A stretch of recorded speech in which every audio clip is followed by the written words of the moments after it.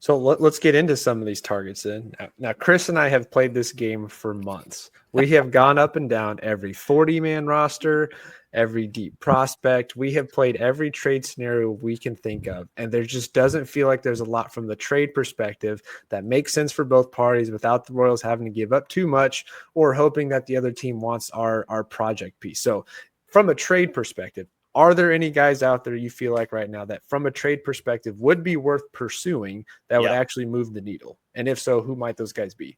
Yeah, it's so tough with the trade market, as you brought up, because who do we really know that's being shopped, right? There was a couple times in the winter meetings where we heard names pop up. I think at one point in time, like the Athletics were interested in maybe moving J.J. Bleday for the right price. I love that idea. But now we've seen the Athletics for the first time in a decade be aggressive in free agency. Yeah. So why trade away one of your starting outfielders when you're trying to really improve this team in their first year in Sacramento? Taylor Ward's the name, as I just brought up. Like, every arrow points back to Taylor Ward because he's been probably the most publicized trade piece out there. There was even a point right before the arbitration deals were all settled where I think it was Mark Feinstein out there reported that, like, Taylor Ward could be traded, right? Or there's a team that's really interested. And I thought that screams Royals because the Royals were interested in him last offseason. I think at the trade deadline too, but the Angels, they're not really budging. And I don't blame them because he is coming off a really good year. He's had 3 or 4 really good years in a row. And if they're going to move him, they need to get a pretty significant return. And I just don't know if they're willing to budge right now. So it's less and less likely as each day passes and the closer we get to spring training, I'd imagine a Taylor Ward deal can get struck unless they ask for players that are not Jack Caglione, which he's untouchable, of course, or Blake Mitchell or Carter Jensen. I would even throw like Ben Kudin and Blake Wolters in there. The Royals really like both of those guys. And if it's any of those 5 names, I don't think they'd want to do the deal. You can get maybe a little bit more precise and look at like Brett Beatty now in New York. The reason I say that is the Royals were interested in like a left-handed hitting third baseman, if you can recall that, back in December, I think it was. Josh Rojas' name was brought up as somebody that could be a little bit flexible for the infield. And now with Pete Alonso going back to New York and Mark Vientos going to back to third base, he's moved back to the bench there.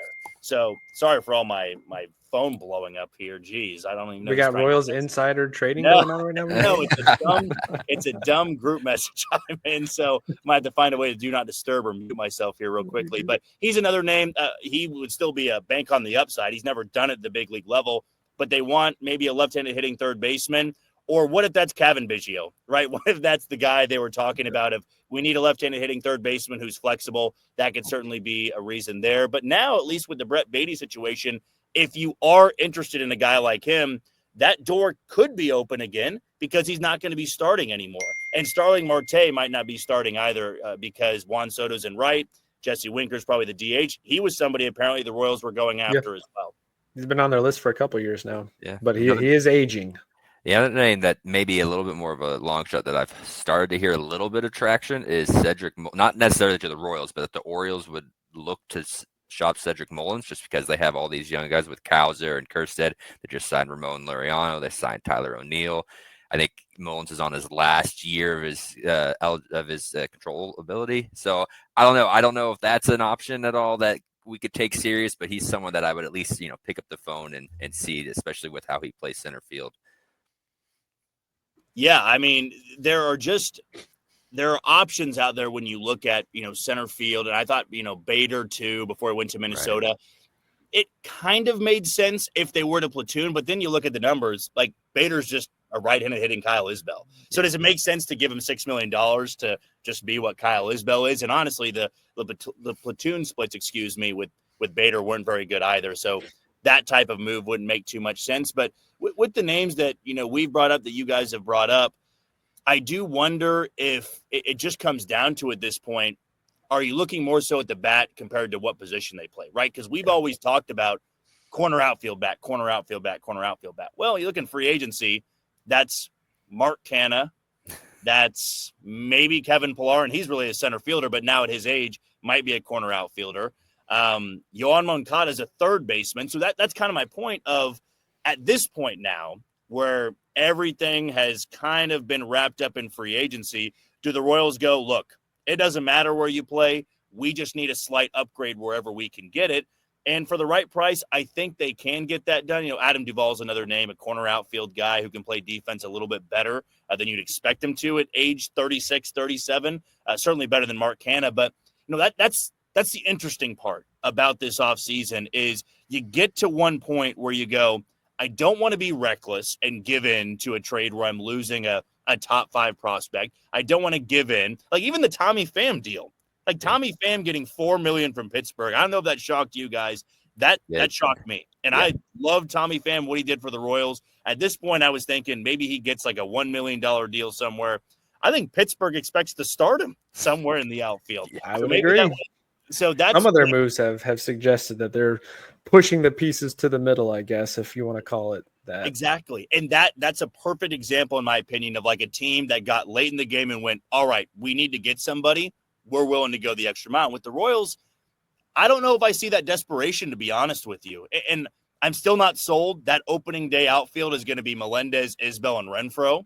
I still am holding out hope that some move is made to counteract that because it was, next to the Rockies, the worst outfield in all of baseball offensively last year.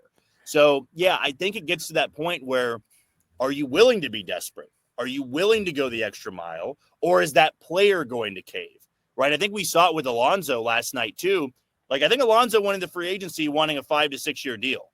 And then you get late in the game and they go, you see what happened with Jordan Montgomery, even though he's a pitcher? See what happened with Snell before he, of course, threw a no-hitter and was able to dominate the rest of the way. But those guys didn't get a full spring training. And then they struggled to begin the year, and then it hurt their value. So you get those players in free agency that go, maybe I need a 1-year deal. Maybe I was hoping for a 3-year deal. Now I got to settle because I'm desperate to get to a ballpark. So it's kind of a standoff, if you will, to answer your question, that with free agency, sometimes trades as well, somebody's going to cave in, whether it be the Royals or the player or the other team they're negotiating with. Somebody will be desperate enough to finally go, all right, I hear what you're saying. I'm willing to do that deal. Yeah. So my take, I think the outfield conversation to me at this point has been the options that are there really aren't that much of a needle mover.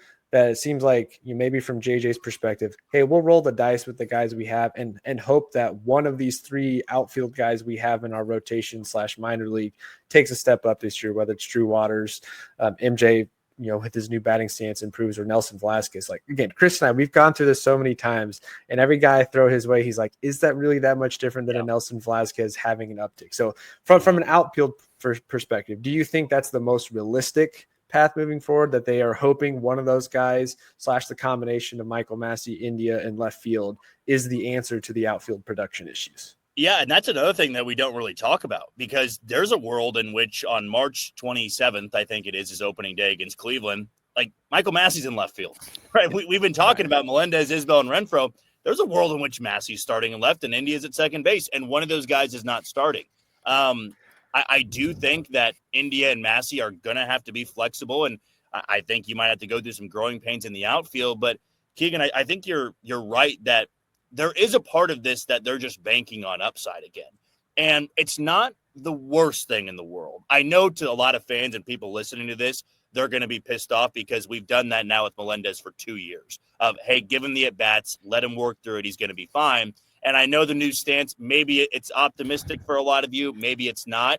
But I kind of view Melendez in the same way I do Ryan O'Hearn, where it got to the point with Ryan O'Hearn where you said, look, we've done all we could do for you. It's not going to work out. But in a world where like Melendez goes elsewhere, it would not shock me in the slightest if he turned into what Ryan O'Hearn's doing in Baltimore. Yeah. So for the Royals learning from that and going, it was a slight change here. It was altering the stance here. And then he became a very valuable middle of the order bat for Baltimore, because that would be the best case scenario. Not spending or trading away pieces for a middle of the order bat.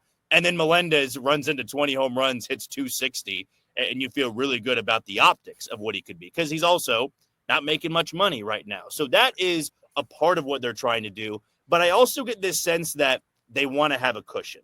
Whereas if Melendez starts the year like he did last year, hitting $160, $150, you got to be able to pivot somewhere. And that pivot cannot be, well, let's try Velasquez. Velasquez has never done it at the big league level for an extended period of time.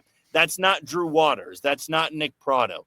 You need to have some insurance where, hey, maybe you're not even overexposing Melendez like to begin the year.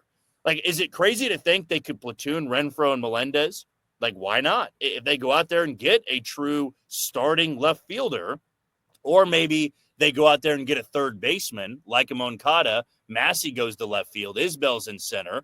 Why not platoon Melendez and Renfroe in right field, where Renfroe just gets to hit against lefties? And honestly, too, with Renfroe, if he didn't get hurt last year for the second time, I think it was, we're talking about him completely differently. Right. Because for like 220-plus plate appearances, he was one of the best hitters in the lineup.